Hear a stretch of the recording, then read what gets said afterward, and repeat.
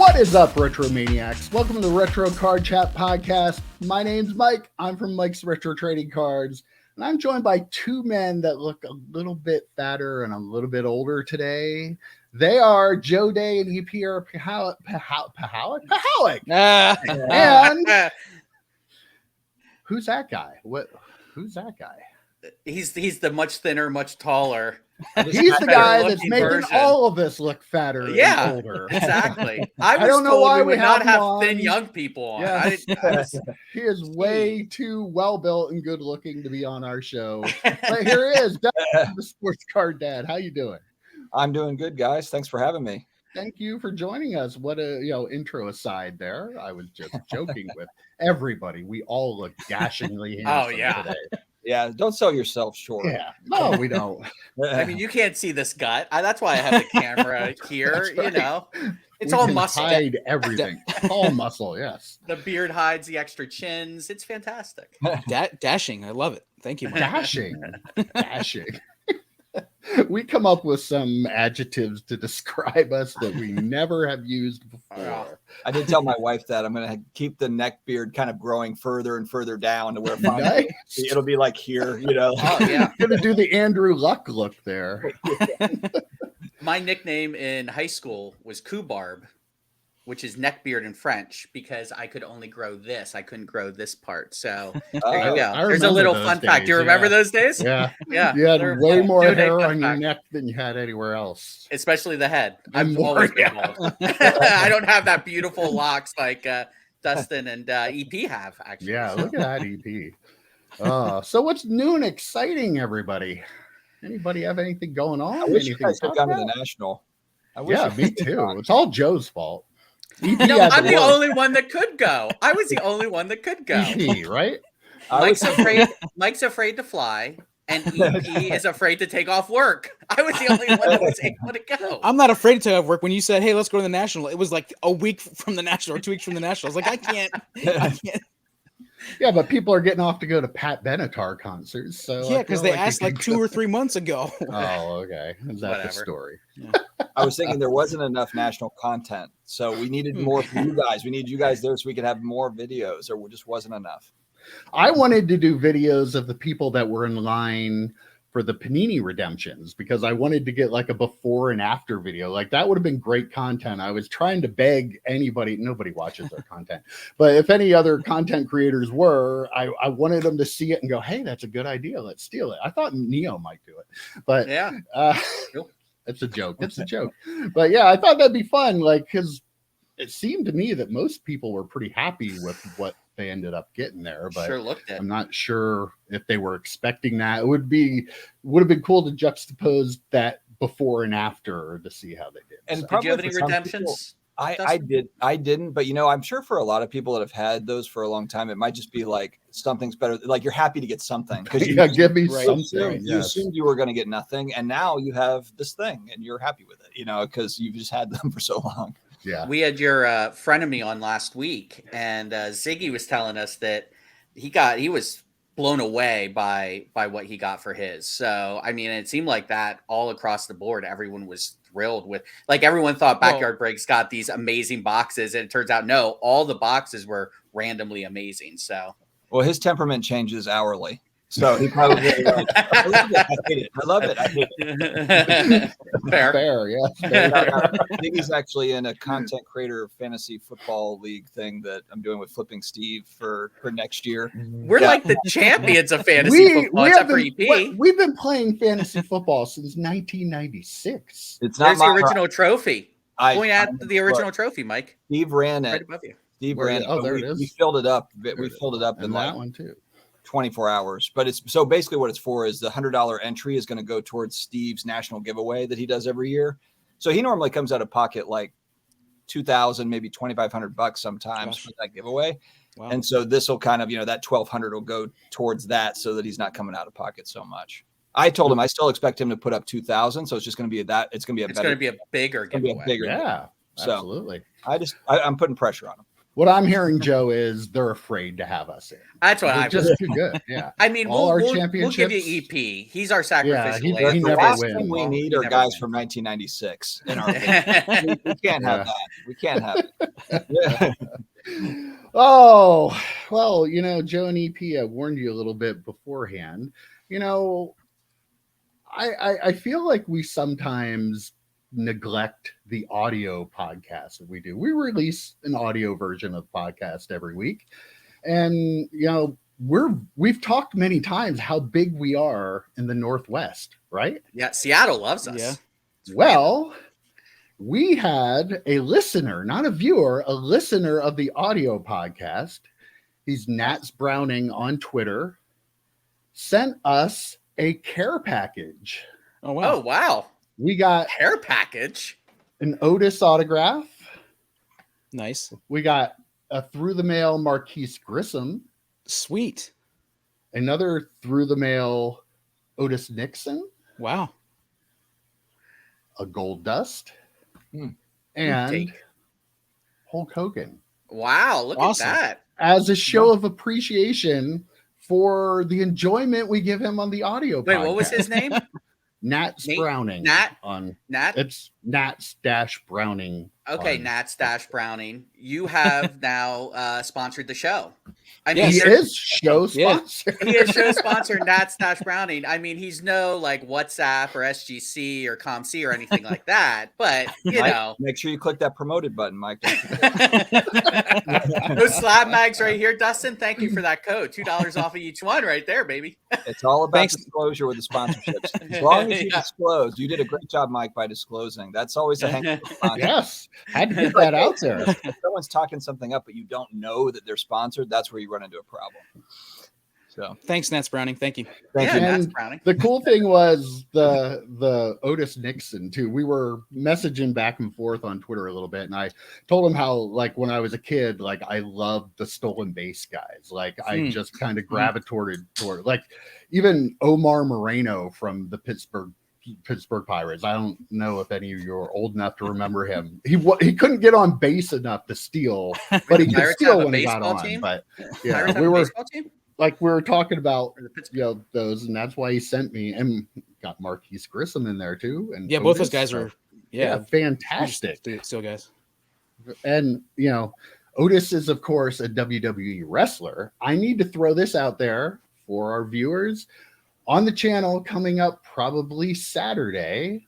I have an interview with WWE Hall of Famer Tito Santana. This is like fantastic. Like he was such a great guy, gave us such a great interview. So Anthony, old Husker I host the wrestling podcast here with him, and we got to talk to him Friday night. It was like a thrill. Like what a thrill for me. And like I said, such a great guy. Make sure you look for that interview. Should be dropping Saturday, I hope, unless something comes up, but it should be Saturday. So make sure you look for that and watch it. Give it a like. Let everybody know, right? When Mike texted us about this, we both lost our me and Joe. We both lost our minds. Like just responding how awesome it is. I'm so excited to see it. I mean, it's I cool. I still rank Dustin as an interview guest slightly above Tito, but I mean, it's close. It's close. Oh, I'm no WWE Hall of Famer. I could never, not yet. Not yet. I would last 30 seconds. I wouldn't even last 30 seconds. Yeah, most of us wouldn't. I could be a manager. I've seen Paul Heyman. I could be the guy yelling, like on the ropes, yelling, like in a costume. Yeah. I could do that part, but that's about it.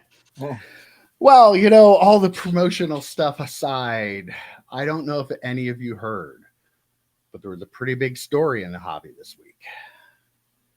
There's a company out there called Panini. They make football cards, basketball cards, some other I'm stuff. familiar. Go ahead.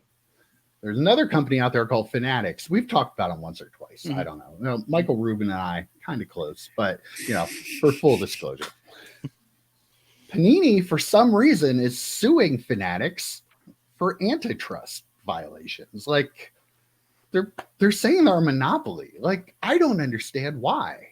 Did you guys hear anything about it? I heard so much about it. I took notes. Dude, I did research. Whoa. I have a highlighter. I had a pen. And A highlighter? Yeah. Holy I crap. highlighted shit. Like, That's look, impressive. there's highlighted stuff there. Wow. Like, I never do research. This is huge for me. Here, hold on. Let me put you over there since you did all the All work. right. All right. I'm in. No, I'm that- in. no, I could I- host I this can't, bad no. boy. Just feels a little weird. I did see some headlines about this. Yes. Couple. That's the big news of the week. And I think what we're going to talk about this week. Should we talk about it maybe a little bit? Let's get it. Let's get into it. Okay. I know we talk about Paul Lesko all the time, but if you aren't following Paul Lesko on Twitter, do yourself a favor. Pause this right now. No, don't pause. Just keep watching it. Pick up your phone, though, and follow him on Twitter. Like, not just because of this. He is, like, for a long time has been a great follow. Maybe it's because I'm a nerd. I love all this, like, legal stuff, but he just lays everything out, gives opinions and stuff. Follow him. I used most of his live tweeting of this to come up with my list. Go ahead, Dustin. He does it like in a funny, digestible way. Oh, it's so Yes. great. You know, Yeah. like, it's like I've known a lot of lawyers, and it's just like it can be very bland, you know, like the law, and the way that he is able to just kind of like break it all down quickly on Twitter is really nice. For all of us idiots that are going to like Yeah. sit on the podcast Our and armchair act like quarter- we're lawyers Right, today. Armchair lawyers. We're not. Whatever we're going to talk about, we don't I mean, really in know. preparation for this podcast, I did binge watch Boston Legal and The Practice. So I'm ready. Okay. Well, you're good. I'm good to go. Sure you are. Okay, so I want to hit some topics that were in this lawsuit. First one I want to bring up is that Panini is saying that Fanatics acquired the licenses in private, and they did it for 10 and 20-year terms. That it's an unprecedented duration that causes substantial harm for competition. So throw this out there. We'll talk about it. The company who has had the exclusive How dare they? basketball license for what, the last 14 years, 2009, I think they got it. And the one that's had the exclusive NFL license for what, 5-6 years now, is claiming that having an exclusive license for a longer period of time causes substantial harm to competition. Fuck Panini. Whoa! Listen, they like you just said, they've been doing this for how long? Like, give me, I want the Taos products or the Upper Deck products, but they did it. I didn't see Sorry, that sorry, Dinger sorry, company, guys. dude. Sorry, but I like He never this, does that. I am so incensed at Panini. Like, this is so this part of the lawsuit is so ridiculous. Like, forget it. Like, get out of here. Just because you didn't get it this time, get out of here. I'm sorry, guys. That's my take on that one. I don't know how you follow that, but I don't either. Well, I guess the one thing I think about with this lawsuit, though, is kind of what's the end game, you know, because you'll have people say, like, I think Panini will win or Fanatics will win. But what are they looking for, payout, or are they looking for a larger entity to come in and say, you know, Fanatics, you're a monopoly, we're breaking you up? Or I guess because the cat's already out of the bag. Like, you can't, like, they've acquired those licenses. It's not like if Panini wins, it's like, all right, we're going to give those licenses back to Panini. You know, like, I guess I don't really understand the end game. It feels kind of like many people have said, kind of like a Hail Mary for a company that's kind of on the way out. Maybe Panini feels like, hey, we're going to go down fighting. You know, if anything, we'll just, and at least if we lose, then we can look back and say, hey, we fought this machine and we lost, but we tried. I mean, I just don't know. I don't know what the end game is. I want to pull back the curtain here just for a second. Before we started recording, Mike told us that Tito Santana dropped an F-bomb on the podcast, and it just opened up the floodgates. I guess EP thinks he's as good as he's as good as Tito Santana. I feel really bad. I feel really bad, but that was my Mike yelled at me like the first time I said shit like a year and a half ago, and all of a sudden little F-bombs are being EP. dropped, right? So to your question, Mike, and to EP's outrage, I guess. So my question is, how often did Panini have to re-up those contracts? Like, sure, they've had the NBA contract for 14 years, but have they had to re-up it?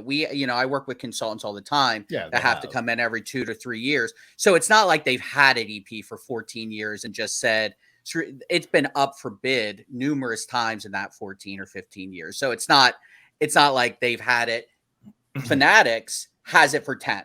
It's not going to be for the MLB, or I'm sorry, the NBA. It's up for 10. No one's going to be able to touch that for 10 years.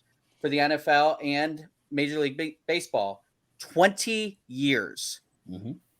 It's not going to be up for 20 years. That's a massive difference from what Panini was doing. And I'm no fan of Panini, but that is a massive difference in comparison to what Panini has done and what Fanatics is doing now. And one thing too, I don't want to cut anybody off, but I think it's also in collective bargaining agreement language for one or two of the leagues too, where Fanatics is actually in that collective bargaining agreement, which is wild. I mean, between like the Players Association and the league, because that's another part that's different. Fanatics has got they got all of it as opposed to just the leagues. That opens up a great question that I've had, Dustin, is has Panini had exclusive licenses with the Players Association? I haven't been able to find an answer. Mike and I and EP have talked about this offline because that's a whole different ballgame too. Right now, Leaf, they make cards of current players. I just went through, I forget what checklist I was looking through, but they had Justin Herbert in it. It was from 2022. So it's not like it was before they were in the Players Association. They had Justin Herbert, they had Joe Burrow autographs, they had Steph Curry, they had Giannis. So not having the Players Association, Panini basically has let other companies make cards. Now Fanatics has everything. They have the leagues, the teams, and the players. No other company can come and make current products. Well, and I think that's why they were able to swoop in and sign Wemby and able to sign like Bryce Young and those guys to exclusive deals because they don't have the Players Association. If they had the NFL and NBA attached, which Fanatics will have moving forward, Panini's not going to be able to do that on the flip side, when Fanatics has it. And Leaf won't be able to do it on the flip side either. Leaf won't be able to make current player products. Here's my point. You're saying that Panini lets other companies. Panini isn't letting them. The players are. Right. No. Let me make my point. You had your say. The players are and the league are. And this is what it all comes down to me is intellectual property. How can any court or anything tell players and leagues what they have the right to do with their intellectual property? Those football teams, those basketball teams, owners own them. They paid big amounts of money for them. They own the rights to whatever's done. Like this little trading card company, boo-hoo, you can't make cards. Too bad. I don't want you to because we can make more money giving it to this company. The players, the Players Association, those players are now going to get way more money because they have an exclusive deal. It's better for everybody involved. All the people who are on the collectors. Pictures, well, at the end of the day, though, they don't matter. Like the pictures on the cardboard are of those players. Unless you're a wrestling collector, they're not on there of the collectors of the cards. So, they have the right to do what they want to. Like, who cares if it's a 3-year deal or a 10-year deal? If it's your intellectual property, I want to make Joe Day cards. I can't do it because Joe Day doesn't give me the license. EP is going to pay him 10 times more. You, Joe Day, aren't going to let EP do it for 10 times more. You're gonna. So no, I care about the collectors, Mike. I wouldn't. No, you don't. No, you don't. They don't care about the collectors. They're licensing a product, and the whole reason they're doing that is to make money. But then why wasn't the MLB and the NFL and the NBA attached to the lawsuit? Because if you think about it, it's like you're suing Fanatics for coming in, swooping in, but it was the leagues that also made that decision to say, like, all right, we're going to go with Fanatics. Exactly, yeah. So why weren't they attached to it other than maybe Panini's like they want to do business with them? Yeah, Panini's not mad at them. Right. But wouldn't it make sense that they were part of that decision? They're part of the thing, If this was a legit lawsuit, they would be part of it. Yeah, you're right.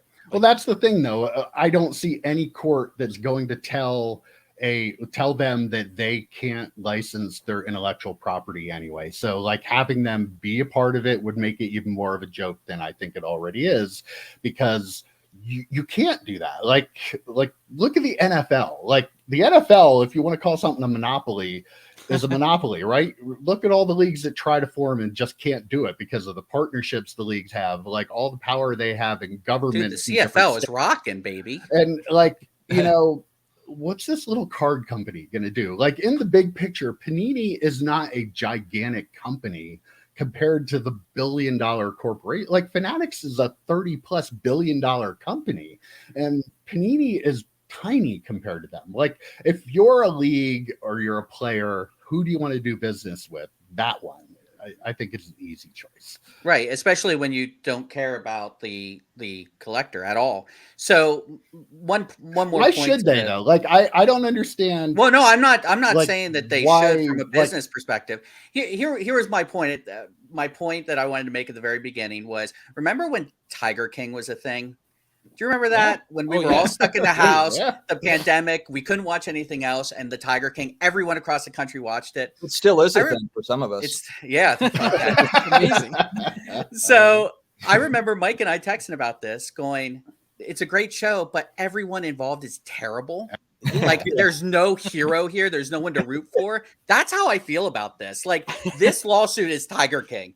I hate everyone involved. They're all terrible. They don't care about the collectors. They only care about the bottom line, which they're a business. They are more than happy to care about just the bottom line. But that's what it comes down to here. Well, to keep my relationship with Michael Rubin, I'm going to edit all of that out video before I post it. How I described the Tiger King back to other people that hadn't seen it yet was like, you're waiting at the end of the show. You're waiting. You want to know what the next train wreck's going to be. Like that. It was just, you're just waiting for a train wreck every episode. Yeah. And that's kind of what's going on here. Yeah. One of my thoughts. What does Upper Deck think about all this? Are they just standing back there laughing, watching this whole thing play out? They're loving hockey. Oh yeah, I mean, yeah, it's Marvel, like we're not part of this. Like, we're gonna just stay back here and do our thing. All right.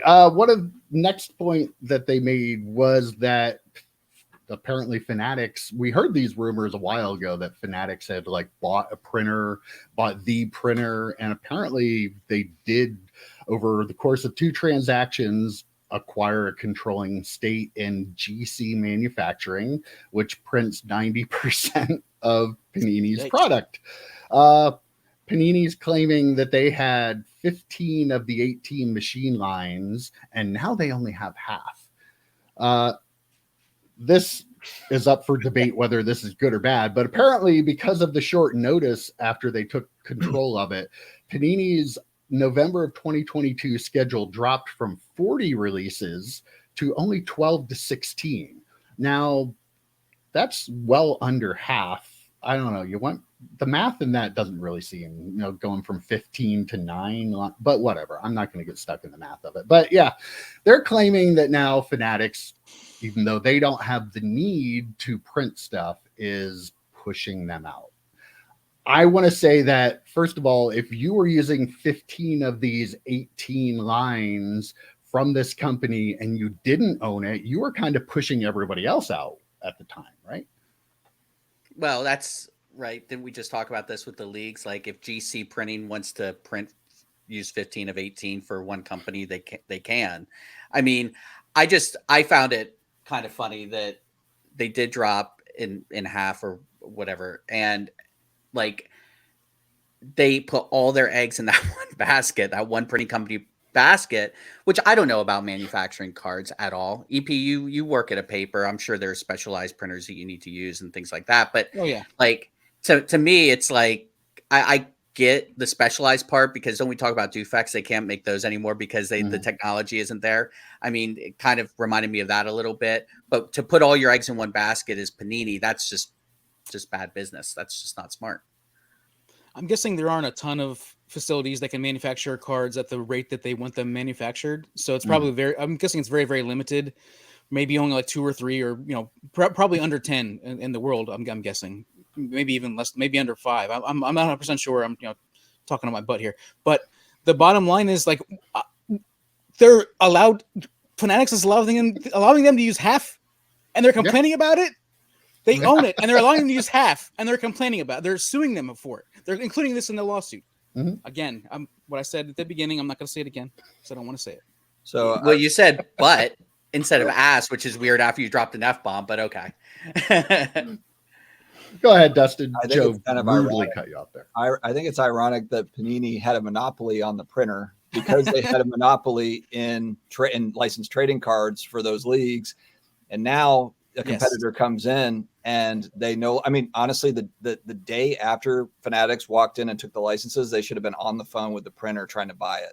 Yeah. I mean, like they had every opportunity to buy a controlling stake in that, but they didn't want to because they were comfortable. Well, they were just like, they didn't need to. That's probably what they thought of. Like, why would we invest in it when we don't need to? We have the licenses. No one's gonna, like, we don't have competition, which is ironic when you think about this lawsuit.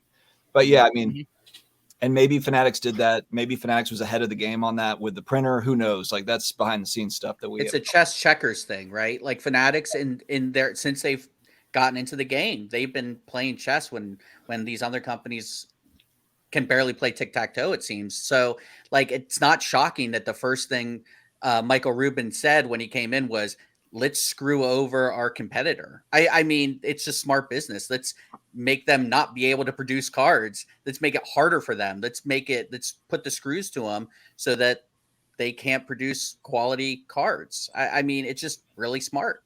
Well, isn't that possible too, though, that, you know, they know that card printing, like, there aren't a lot of companies that can do it. So knowing how Fanatics is, they want control of everything. Like, I don't feel like it's, oh, well, let's screw Panini. It might be more of a, well, we're going to need that, and we're going to need them to make what we need them to make. So why don't we go in and get that before Panini thinks about doing that? Like, it's good business either way. Yeah, it's absolutely great business. And that's the thing. They're like, Panini could have done it. They're complacent.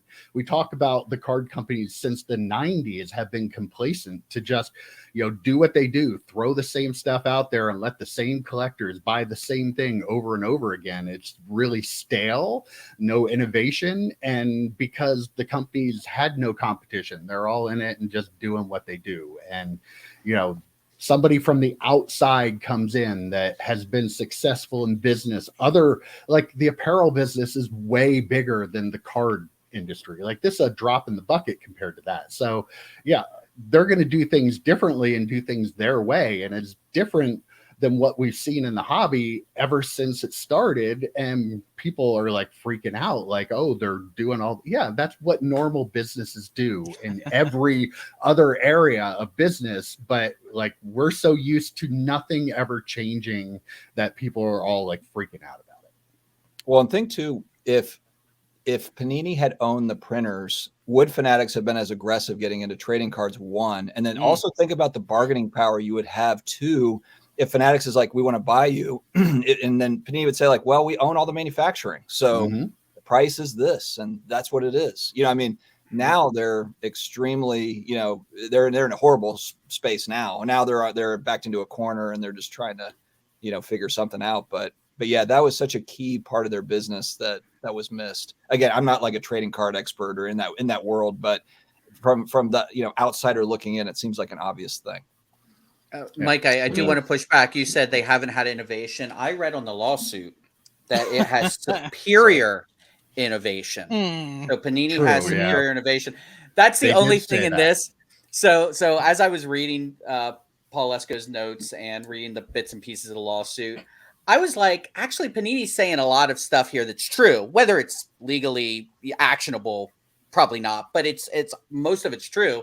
And then I read that, I'm like, oh no, see, that's where you lost me here, because all of your products are just Playoff and Pacific branded products that were made in 1999 and 1998. You know, like, so a lot of new people don't know. Yeah, a lot of new people have no idea the lineage of all of Panini's products. Well, you know, one of the big innovations they have, though, are all these memorabilia cards. And that brings me to the next point. They're mad because Fanatics is cutting off their supply of non-game used jerseys. Which is actually doing them a favor. Really. It's like, right? We're not going to have you put out crap products with our jerseys. Yeah, exactly. Like, why would Fanatics continue to supply them with them? Like, I don't know. You don't. I wasn't going to do business with the sports page across the street from me back in the 90s. Like, I wasn't going to give them product to sell. Why? I don't know. Maybe I was a monopoly. It seems too early in this conversation to say this, but it seems to me almost like Panini has created this monster itself by doing the exclusive NFL, NBA licenses in the first place, and then having just overloaded with crap jerseys in their product. and they've created their own monster of themselves. And that now somebody else is bigger has come in, a bigger fish has come in and said, you know what, we're going to do this better than you've been doing it. You know, I was going through and watching some old breaks. It's what I do is like background noise, right? So I was watching some breaks from like 2014, 2015 on Leighton, which is wild to go back and watch those. But they were ripping Flawless and National Treasures, Panini products, still at the time. And right on the front of the cards, it was like game used. It said it. It wasn't like you didn't have to flip it over and read the fine print. Game used right across. And then as you get like further and further down, 2017 was still mostly game used / event used. And then you got newer. And now it's just most of it is just event worn or no association to anything. And it's just, we've talked about this so many times that, some people don't care as long as it looks cool, whatever. But yeah, you're right, Mike. Why would Fanatics be like, oh, sure, we'll sell you our jerseys? Yeah. I always found it weird, just kind of that cross-pollination thing too, that Fanatics sold Panini products, right? Didn't they have Fanatics exclusive Panini products for the longest time on their website? I always thought that was kind of weird too, as Fanatics was getting into the sports card game. But yeah, so now Panini for the next year or two are going to have to go to Walmart like everyone else, buy a couple of unauthorized jerseys, or maybe, I don't know, buy some legit stuff, buy some actual game worn stuff and put it in their product. I don't know. That happen. No, that won't happen. That would cost money. And we've talked about that. They're going to make as much money as they can until they lose the license. Fanatics probably has a deal set in place with the NFLPA where they probably get first dibs at all like game use type stuff, right? Like that, I would think, because they have such I mean, there's probably something there where they can request them and talk to them about it. But the fact that you were trying to slip in not associated with any player event or whatever into a $10,000 box product, yeah, right. Nobody's going to notice the difference over time. It's like, what? Right. What was even crazier is people still spending the money. Oh yeah, still buying it. And like, guys, come on, man. We did a B show, our Wednesday show. We talked about things that aren't going to age well. That was one of my biggest things that are not going to age well. People putting out tens of thousands of dollars for Herbert and Burrow flawless cards with big chunky patches that have nothing to do with anything. Burrow doesn't know that patch exists.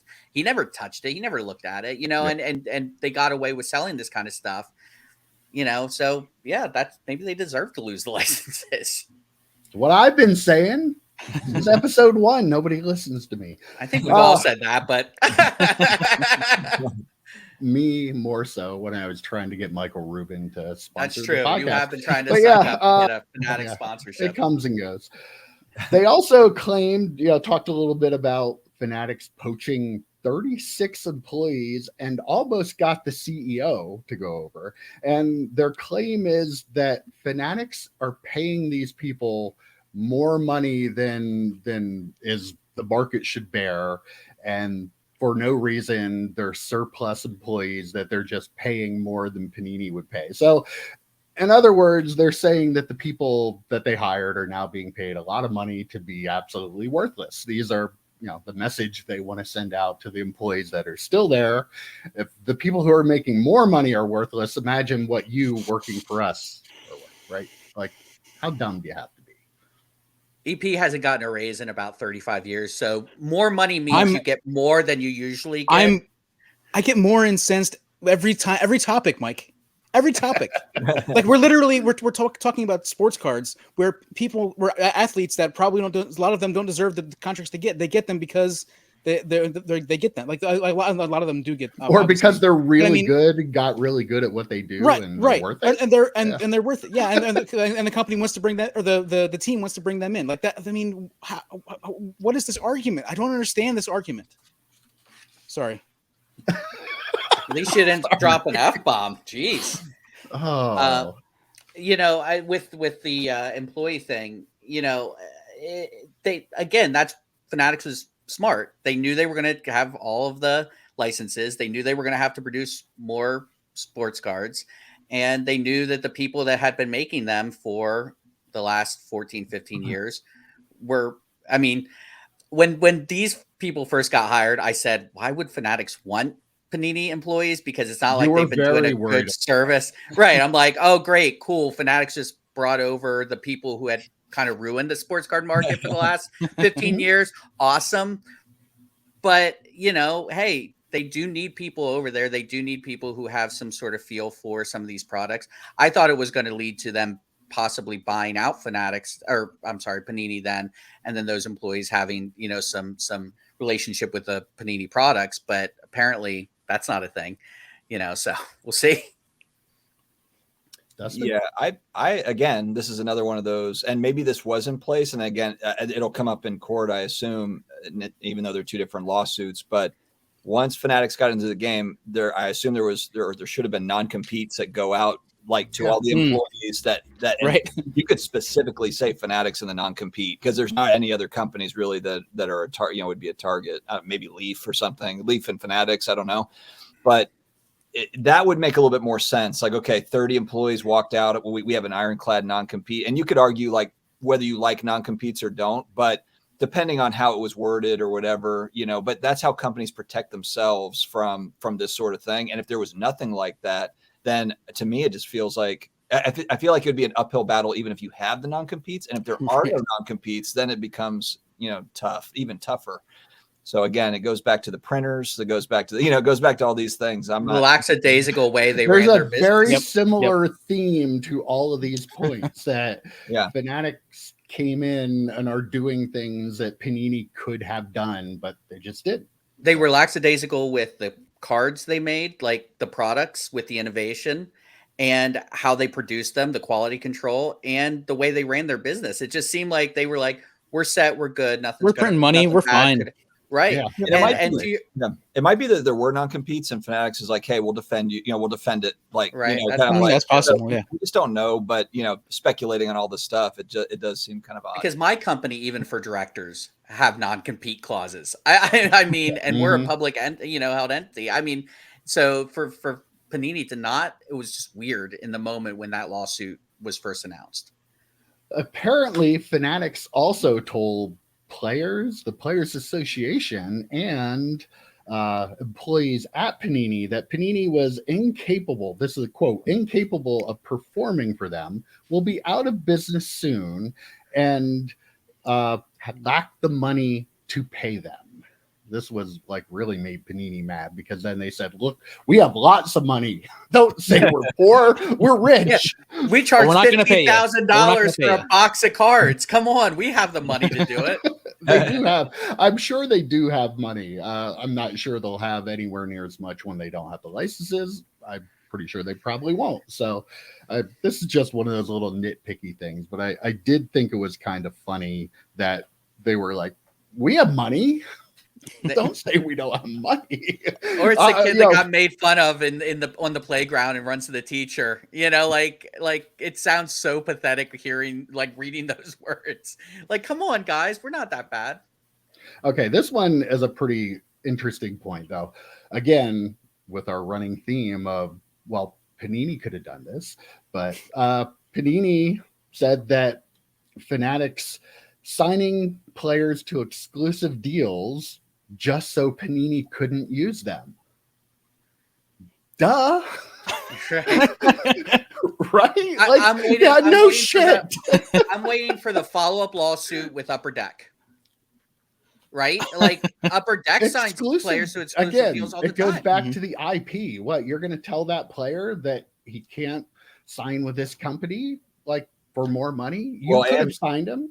And Panini just signed Arch Manning to a deal. Yeah, and it's a nil deal. I don't know if it's exclusive. I don't think it's exclusive, because maybe it's not. I haven't seen it anywhere. I noticed they were touting his first card, but they didn't. And it was for charity, so maybe it was a one-off. Yeah. So I'm pretty sure, if he would have been exclusive with everything going on, I'm sure they probably would have made that known. I would imagine, or not, because they didn't want to heard their lawsuit. Unclean hands, as Paul Lesko said. They didn't want that on there. But the thing with that, by the time he gets into the NFL, if he does, Panini may not even be around in the United States making cards anymore. So what would they do with the deal? So, right. Yeah. I found that really interesting, though. Come on, after all these years, we're going to claim that it's unfair of them to sign an exclusive deal because, well, that guy married that girl just so I wouldn't have a chance to marry her. Like, is that what we're talking about? Yeah, I mean, if you look at, I brought up ridiculous, right? I brought up Upper Deck. I mean, they have been signing basketball players, even current basketball players. Hockey Not players, recently, basketball hockey players, players to golfers. exclusive contracts. So again, I'm waiting for the follow up Upper Deck lawsuit where they complain that they can't make, who was it, Joel Embiid cards or someone like that. Or no, Ben Simmons. Simmons cards. They're going to be very upset. They can't would have made out a little better. That would have been a little bit better. And Fanatics will probably use that as precedent. Of like, look, Upper Deck's been doing this forever. This is not like something we invented. Like, this is something that's been around. Right. Clearly, Panini's just mad at us. So that's why they're suing us and not suing Upper Deck. They are. At the end of the day, a lot of this really sounds like, and I don't know if it was Sports Card Radio, I think might have mentioned that like somebody's mad that they couldn't come to a deal to sell. They couldn't decide a price. And I think it was Paul Lesko actually said that too. Yeah.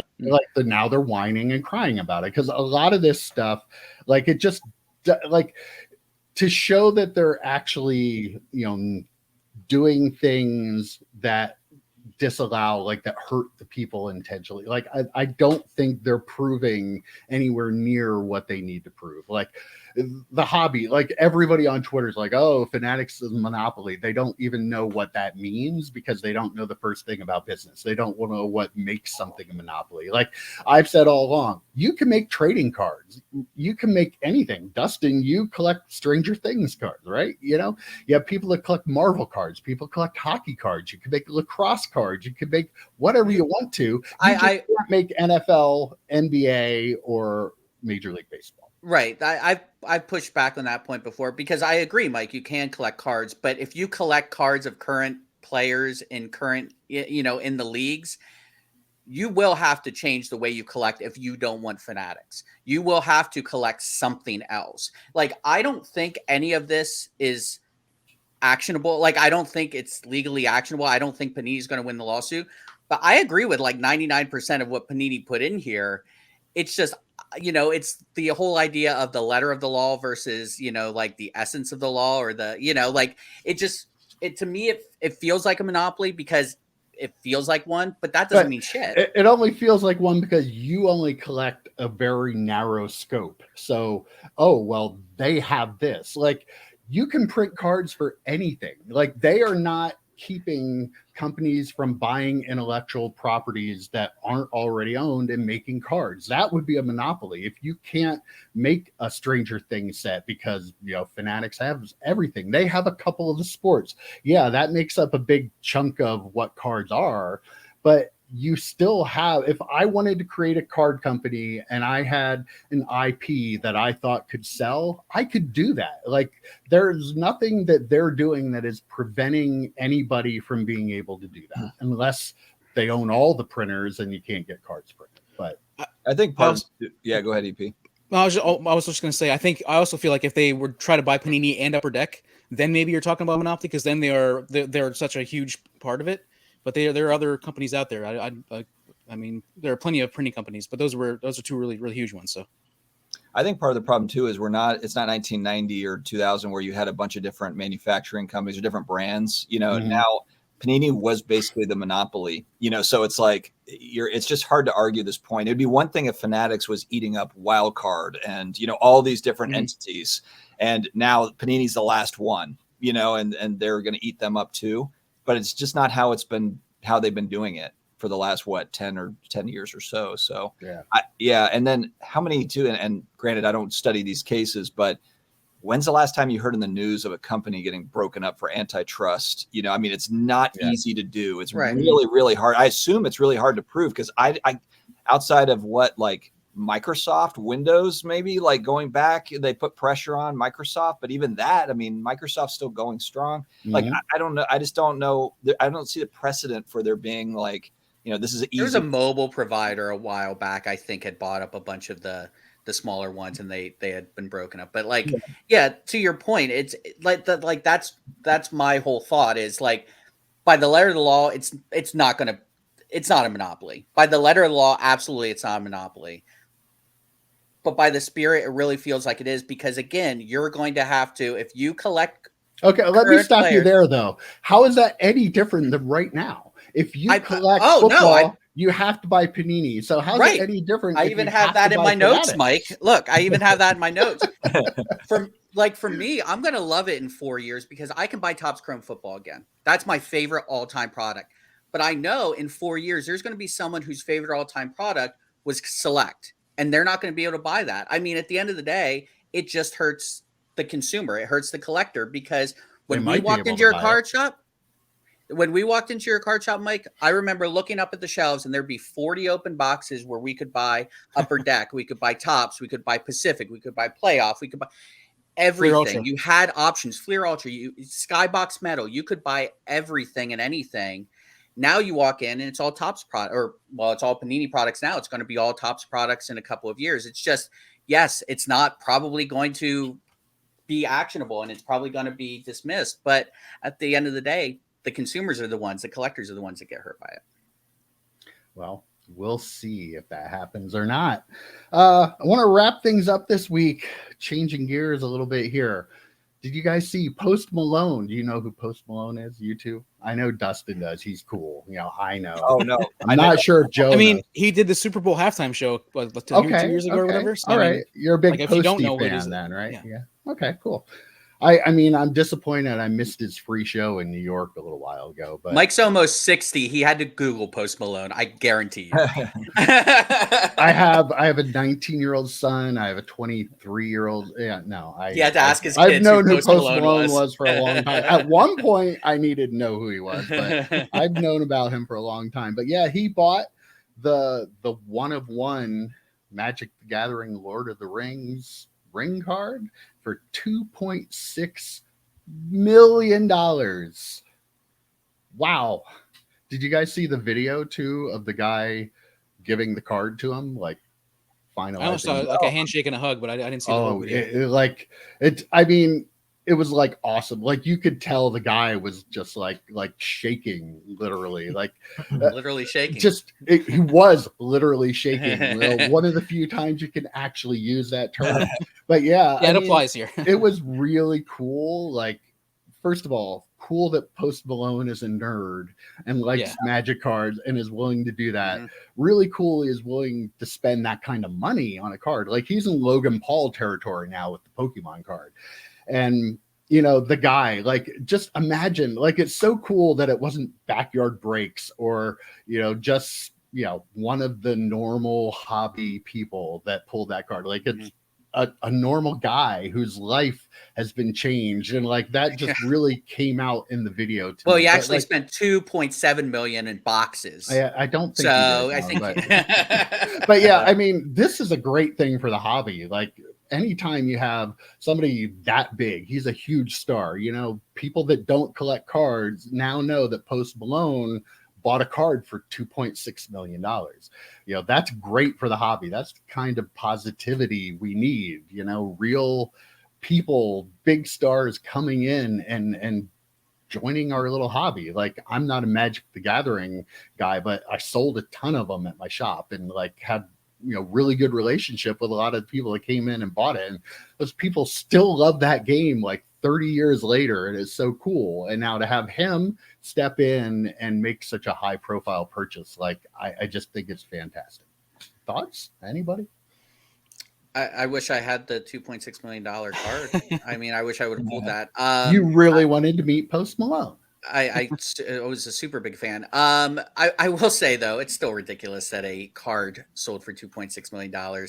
It just blows my mind. I cannot wrap my head around someone paying $2.6 million. But Post Malone's career, I guess, is going very well. Dustin, go ahead.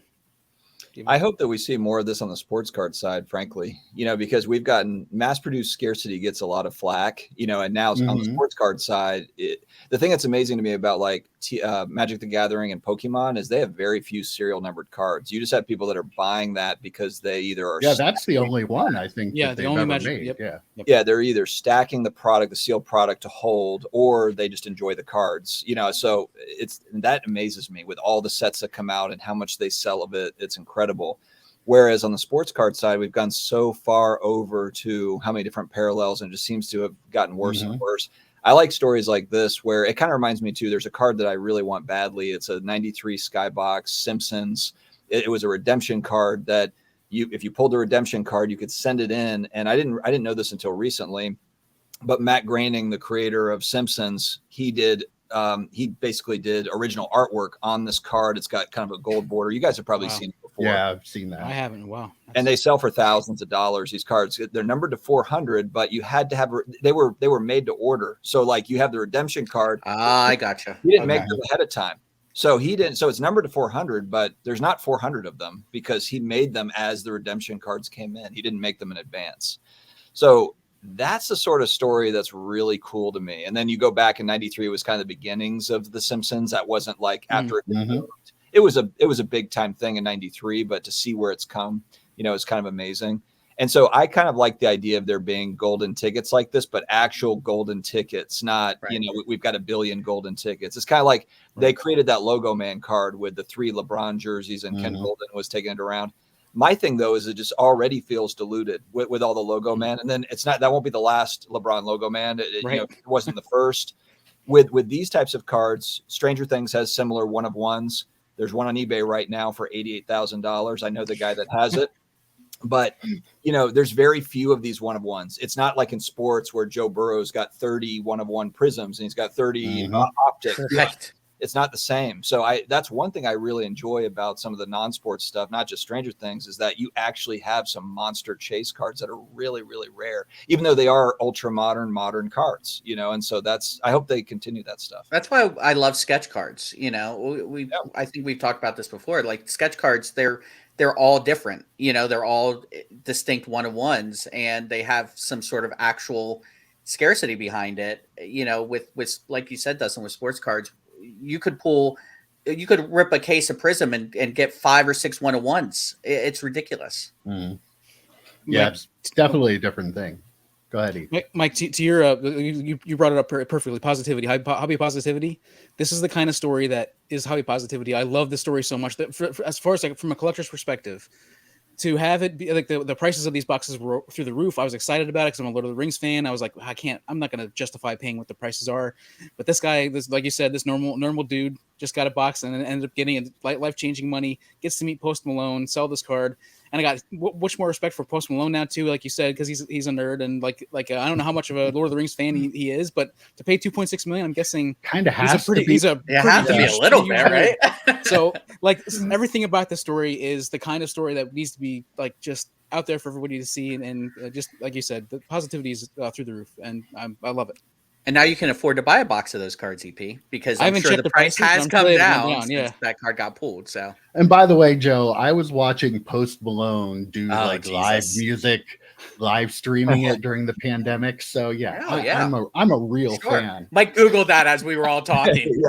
Post Malone do live music. It's got the greatest hits in front of him. You don't understand what it's like to have kids of a certain age in your house. Like, you know stuff that you may not really want to know about. But okay, Joe. It made me sad when my daughter is 10 and she's like, "Oh, Prime drinks." Like she's all excited about Prime, and I'm like, literally Logan Paul, like it's like 10 and 12-year-old. He drank one at SummerSlam last night, apparently. Yeah, like I'm sure he did. But it's funny because my 17-year-old doesn't care about Prime, but my 10, 12-year, it's like my younger ones know about Prime, and they're like, "Ooh, those are so good. Those Prime drinks, those are cool." I'm like, what's happening? Right.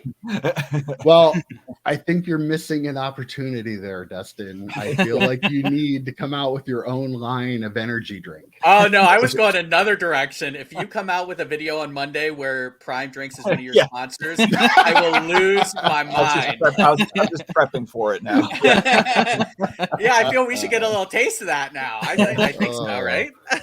So that's the case. Since you brought up, do you have just a couple more minutes for us? We talked last week with Ziggy, and we know you guys have had your little back and forth about sponsorships, and we let him have his say, but I feel like it's only fair to let you talk about it. Like Joe and I last week both brought up the point that I watch all kinds of content on YouTube. I watch guitar content, like every single one of the guitar content creators have sponsored videos. They have, a lot of them get free product that they do the demos of. A lot of them, like whole bunches of them, get the same product and do the same exact video. Like, I don't think anything of it when I'm watching any YouTube video and there's an ad or a sponsorship or listening to a podcast like Bill Simmons. Yeah, you know, and, like I hear ads all the time. I don't know why it is the hobby, like why we need to be any different. We don't have sponsorships. We would take all of them we get, right, guys? Yes. But like, maybe not all of them. I don't know. It doesn't seem like anything I've ever thought about until somebody points it out, and then I still go, yeah, but all the videos I watch have this. I don't, like, even YouTube alone puts ads in the videos I'm watching, so I don't care. Yeah, I think the disclosure is the big thing. You know, I think it would make a lot of sense for people to be annoyed if someone gets free product. They say they bought it, or they, you know, it's like you're not disclosing, you're not being transparent about a certain product. Oh, you actually are part owner in that company. That would be good to know when you're talking about, you know, that sort of stuff. Those types of sponsorship things, I understand gripes behind that, but for me, I'm always straightforward about, you know, everything. Even today's video that just popped up, I don't know when this will release, but Sunday's video here is, you know, it's a grading video with GemRate data. I watched it, and you disclosed SGC. I talked about SGC because I don't want it to come across. I don't want people to be like, why is he talking so positively about SGC? I love SGC, and I loved them before I ever got sponsored. Part of the reason why I have a sponsorship with them, I think, you know, so it is genuine, but at the same time, if you're a brand new person coming to the hobby, you don't know me from Adam, you know, I want to make sure that I disclose. So I think there's differentiators there. You just said it, Mike. I mean, YouTube, about a year ago, they changed, maybe a year and a half ago, they changed their policy to where whether you're monetized or not, they can put ads on your video. So to me, it's like, and I pay for premium just because I watch so much YouTube. I don't watch ads, but I understand some people don't want to pay the $15 a month, and that's fine. But I just watch enough YouTube where I was like, I got to get rid of the ads, you know. But if they're going to put ads on my video anyway, if I'm able to get a few extra bucks, you know, to be able to put a little ad up and talk for 12 seconds about a company. And you said it, Mike, I watch a lot of different YouTube industry, all different types of stuff, and they've all got there's sponsors everywhere, you know, all over. So as far as Ziggy's concerned, yeah, we've gone back and forth on certain things. For him, I don't have any sort of, you know, beef with him or anything. I don't take him as seriously because he's always moved the goalpost back on me for 3+ years. So, you know, it reached a certain point where it's kind of like, nah, like nothing. I mean, look, I don't look for my parents' approval. I'm 42 at this stage of my life. I don't care about strangers on the internet. No offense to anybody, you know, so I mean, I just do my best. I do my best with it. Some people like it. Some people won't like it. Watch, don't watch. Like, that's kind of where we're at with it, I think. And one of my points last week was, dude, it's like 10 seconds. Like, you know, at the end of the day, your ads are like 10 seconds. To your point, though, about YouTube putting ads up before people's videos, I remember when I saw the first ad before one of our videos, and I texted Mike, and he was like, wait, did we just make money? What just happened here? Did we? No, that's not how that works. No, we didn't make 18 cents this month. We didn't make that 18 cents. And that's the thing too. Like, it takes time to make content. I mean, that's what I was going to say. You know, it's like, right. It's not, and we're not. Look, I'm not Graham Stephan. We're not making millions of dollars here on Sports Card YouTube. You know, I mean, it's mostly fun. It's extra side money to use for cards, collectibles. That's really what it boils down to. Yeah, a lot of people put a lot of time and effort into their videos, like Jeff Wilson. Like, imagine the amount of money he puts into making his content. That's shot. Yeah. You know, regardless of whether you like the content or not, we don't really particularly gravitate toward it. The production value is the production is fantastic. Good. I would love to have that. You know, other than maybe holding my microphone like this in front of my face while I'm talking, I don't like that. But still, you know, it's professionally shot. I wish we could have that quality. EP, get on that. Okay. Yep. Okay. We'll do. Next week we will have Sports Card Investor quality video. Yeah, I have respect for people. He's put some I mean, I was in his studio. It's serious business. I mean, it was like we had 3 cameras on us that were total like $15,000, $20,000. Because I was trying to get an idea. I was like talking to the guy. I'm like, what would it cost me to upgrade all my stuff? And I was like, You know, like Not worth it. Yeah. I guess it's just gonna be my iPhone for a while. Yeah. So Dustin, you said you take the money you get from YouTube and you put it towards your collection and cards and stuff like that. I was told, I read somewhere that you're not a real collector. So I'm curious, like, where you actually put that money. Where's that actually go? I know You should the see whole his car. the collector, the investor, the flipper, all this stuff. I know the you're not a true collector thing. It's like it's a battle that I don't know if I'll like. I don't know if anybody, if someone says that to you, and it could be anybody, it could be any stranger on the street. You know, it's like I don't know how to prove to you. I mean, I can show you my office; it's full of stuff. My wife can barely walk in here. You know, I mean, I don't know. Like, what? How do you define a collector? I have no idea. I know how I define it with you. Your Stranger Things videos that don't get anywhere near as many views as your other videos do. That to me proves you're a real collector because you nerd out about Stranger Things to the point where EP wanted to make a joke intro about Stranger Things for you coming on. So yeah, I really am like I hate the collector flipper like dealer. I really hate that the way the hobby is trying to like segregate itself. I hate that. Like just let people enjoy the hobby the way they want to enjoy it. Unless they're being malicious or deceiving. Right. Just like I'm glad whatever. you brought this up, EP, because I can spring right into my campaign speech. So we have a thing on YouTube. I was going to give you time. Yes. Sorry, Mike. I just dove right in on that. Go ahead. EP led me. So there's this thing called the YouTube Sports Card Hall of Fame that was started in either 2017 or 18. And Mike Baseball Collector was the commissioner of it. I don't know if he actually started it, but he was running it. And then there's a channel called Legends Never Die that runs it now. It is primarily baseball card channels for the most part, and channels that have been, pre-2020 making collector style content. A lot of really good stuff too, by the way. But, with us kind of newbie content creators from like 2020 forward, especially me, for example, I'm definitely not a favorite of a lot of those guys. Now, I met a lot of them at the National, and I think I've made some headway. I call them purple states in my recent video. They're kind of like, they might be on the map. They might be there. So what happens is January 1st, I think, is when it opens. But you can, if you've been creating content for 1 year, you can vote for eligible channels that have been making content for 3 years. So those are the main criteria. You have to make a video vote where you pick, I think it's your top 10 channels. And so you put your vote in and you title it whatever, YouTube Hall of Fame vote thing. And that's how they tally up these votes. And they've got a whole ballot thing going. And I haven't participated. I do know some of the people that are Hall of Famers. Filmington is one of them. There's a few of them I know. But I made kind of a reaction video to them. This is nuts. Like, what is this, type thing. Because they've been pushing on me for a while. They've been some of them really poke at me. So I pushed back a little bit and they kind of got them into a little bit of a frenzy, which was I remember that. Oh yeah. I think we might've even talked about it during the video. Yeah. Since then I've made up with, I feel like I've met them. We've, found, obviously there's common ground. We collect cards and all that stuff. So, but yeah, so I'm on kind of the war path here. I want to win. I want to get in. And there's a lot of I saw that. Yeah, I saw that. The thumb is pushing.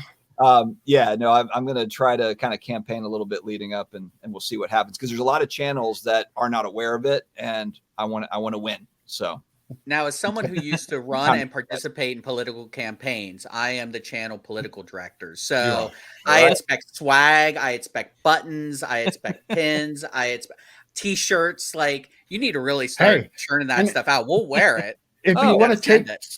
Hold on 1 second. We might have breaking news here. Maybe we do. We do. There better be a Breaking damn good news. logo coming. See, it just so happens that I have 3 extra Tux hats. Wow. I don't know. Ooh, I mean, they would look good. And then we could put maybe on the side, maybe a sticker, vote Dustin or something. Vote the sports card dad. I don't know. My little box here is available for sponsorship. I can put whatever you want around the outside. We tried to have Leaf on here. We tried to put a Leaf logo. But and for a certain price, I'll just plaster it right over my face. I don't know. and I'd be willing to change my name to whatever it needs to be. Yeah. Campaign Think slogan. about that outside the box advertising. Yeah, I was really there we go. We've been doing this for over a year, so just saying. We are voters. I'm counting on you guys. The winner, the top voter last year got 64 votes, and I think 5th place. So they only elect 5 channels. So 5 channels would get elected. It was 64 votes, and then I think 5th place was like maybe 40 votes or something like that. So I'm shooting for. I need to get at least. I don't want to play around. I want to have 75 channels that I'm at least like, I'm having like one-on-one conversations. How do we become voters? Like how do we become actual? Like we've been doing this for over a year. So all you do is you make a video, and it's just called the YouTube Hall of Fame. Here's my ballot. And then you name off like here's 10 channels that have been making content for 3 years I enjoy. So you don't have to register. Like just make a video. Perfect. All Yeah, right. I remember seeing those last year. And then they check back and make sure that you've been making content for a year. So it's not like just a fake account or like a brand right. like that. So yeah, that's why I'm campaigning for all the 9-month to 11-month channels that are coming up. It's time to get like shout outs everywhere. Shout outs all around. We'll be eligible for the Hall of Fame ourselves next June. I did go back and look. So I'm just saying. 2025 might be a big year for you guys. A little scratch your back, scratch our kind of thing. I mean, we can talk. What's in politics? Is it quid pro quo? Quid pro quo. Notice how quickly Joe knew that. Oh, I know Latin. That is one Latin phrase I definitely know. How many times have you said that phrase, Joe? How many times? Way too many. I retired from politics, so I'm out. You're never out, never truly out. I mean, my profile picture is still me with the, at the time, vice president. So, and people remember on one of your videos, Dustin, someone commented about my profile picture was me with the vice president in a very negative way. And I just slid right past it. I'm like, I'm not worried, But we do have to appreciate the fact that you posted our video there, and we got the best comment we ever got when somebody called us the Three Stooges. Yes. Like, we wore that with a badge of honor. Badge of honor. I think it was meant as an insult, but like I didn't take it that way. I was very proud because we are. That's perfectly describes the three of us. But as always, thank you so much for joining us. Like, best of luck with the campaign. We will help you out in any way you can. Like I said, this is all available. It's all available. Yeah, thank you, Dustin. This was awesome. I appreciate it. But yes, thank you so much. And other than that, we will see you next week. Take care, guys. See you, boys. Thanks. Stay healthy. Stay awesome. Right. Oh, that was awesome.